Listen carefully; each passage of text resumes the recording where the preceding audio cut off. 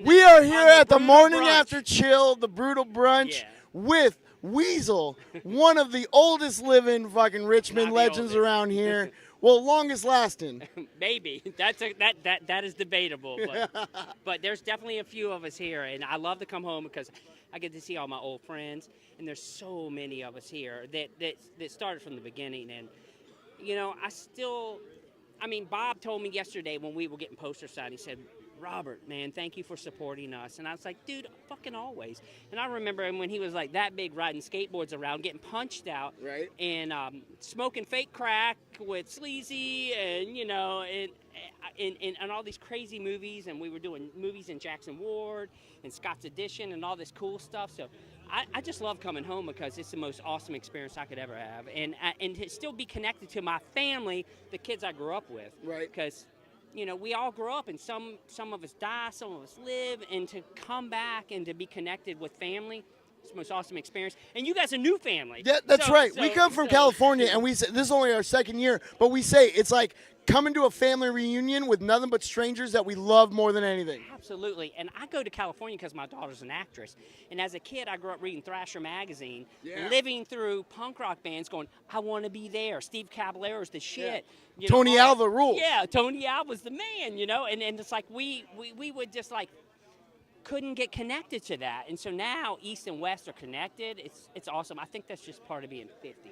Right. 50's a new 20. It is. I keep having to tell myself that.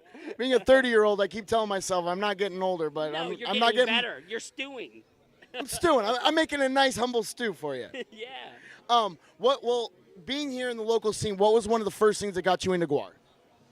Well, one of the first things I didn't know of Gwar, and when the very first time that I met Mike Bishop and Dave Brocky was off Gray Street, and Gray Street tended to be the humble sweet spot, and there was so many places on the map on Gray Street. You had like tons of clubs, and they had moved from the Dairy, and they had moved to Broad and Harrison, which was across the street from Rockets, which was where they played, like, I'm going to say every weekend, but I'm lying. It wasn't every weekend, but, you know, it was close enough. There's more shows than we got in California, that's for sure. Oh, no, I don't know, but maybe. We'll say it was for GP. But, I mean, it was so awesome, and the first time I met him was in a parking lot at VCU next to this place called Burger King across from the Biograph Theater, and they had punk rock shows there all the time. And I remember asking the original Beefcakes, Mike Bishop, what's your band like? And Dave was like all like this, you know, and he was like slapping them on, and he was like, it's Paleolithic heavy metal. And I must have been about maybe 18 or 19, and I was like, what the fuck is Paleolithic? Yeah, that's not a thing yet. Here's a professor trying to get, a young professor before I can't even say it. Before he got his doctorate. Yeah, teaching me English, you know, and I had to look it up. Where's my, God damn it. We need a drink. Yes. And I was just like so impressed with that. And then it's like I went to go see him. Of course, it was like Halloween, and then USA Night Flights, which was a program. And Wait, are you talking the Halloween Schaefer Court show? oh, the Halloween Schaefer Court show. I can't even say it. Schaefer Court show was totally crazy. Not Danielle, but Colette was in the band, and in Red Hot Chili Peppers. I actually did an interview with Colette Miller. Yeah, she's very nice. Yeah, she's way cool, and that show is just insane, and it was free, and I mean, we were just kids, and they would wear skateboard helmets, like Cooper hockey helmets, like I told you the other night, you know, with duct tape, and it was awesome. And then they started, I mean, they had been playing clubs around town, like Benny's and Hard Times, and before Rockets, just all these clubs, and I mean, I hadn't seen Death Piggy at that time, but those guys were just ripping it up so much, and we would go to these shows, and like all these like people would be working like the local 7-Eleven on Gray Street or the Burger King on Gray Street, and we'd go in there after a show high as fuck drunk as hell, and we'd go in there and our faces would be painted red. I'd have white, I don't know what they used at the time, but I had like white cum in my ear, and it was all. It might have been cum. It probably was, and it was all crusted. It's a definite And jizz base. I've asked Bobby about this, but he will refuse to tell me the secret. And it was like all crusty in my ear. And these like ladies that ran the cashier like thought we were robbing the store. Like I could have walked out with a 12-pack of beer so easy because they would have just said, "Go, please, go, get out of the store." Just don't talk to me. Yeah, just don't talk to me. And I mean, those were like the killer days. I mean, it was so awesome. But those guys, they lived in Oregon Hill and they played so many local clubs back then, and they still do. But I mean, it was just so much fun.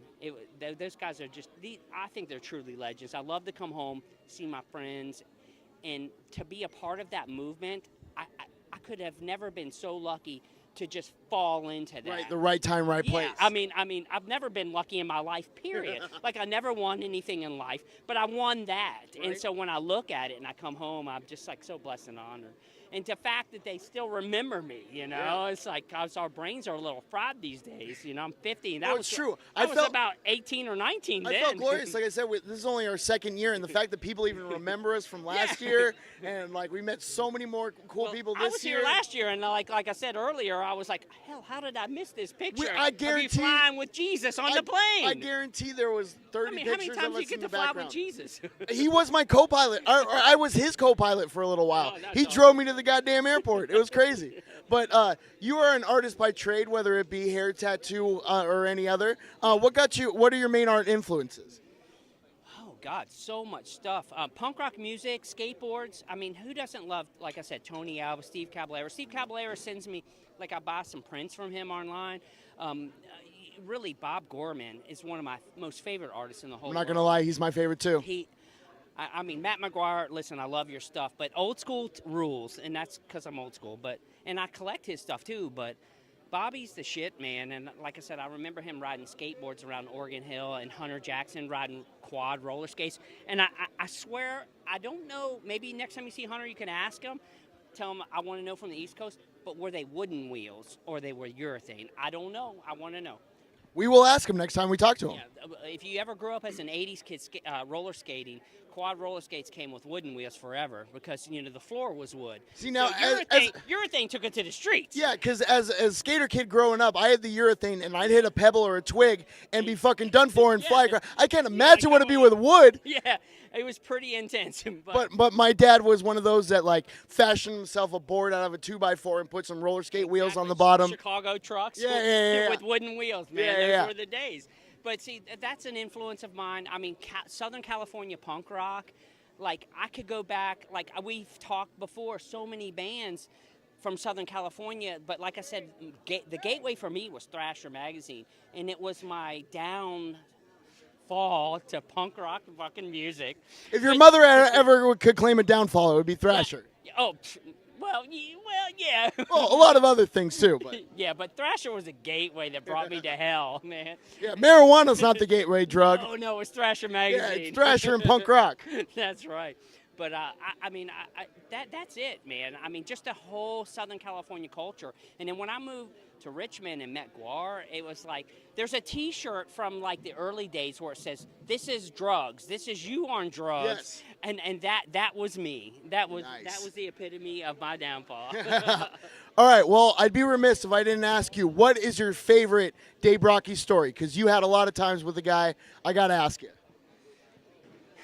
I'll tell you, there's so many, but I want to share. Or the first one that comes to mind. No, this is the first one that comes to mind, and it's an old one, but it's really not that old. But the thing that I remember is how humble he was. And we used to hang out every Friday or Saturday night. We used to go to the Village Cafe, and we'd find out where the party was for the night, you know. And that's what all the local little punk kids did, and that's what I did. And I'd ride my skateboard in there, and I'd get a little beer, and then.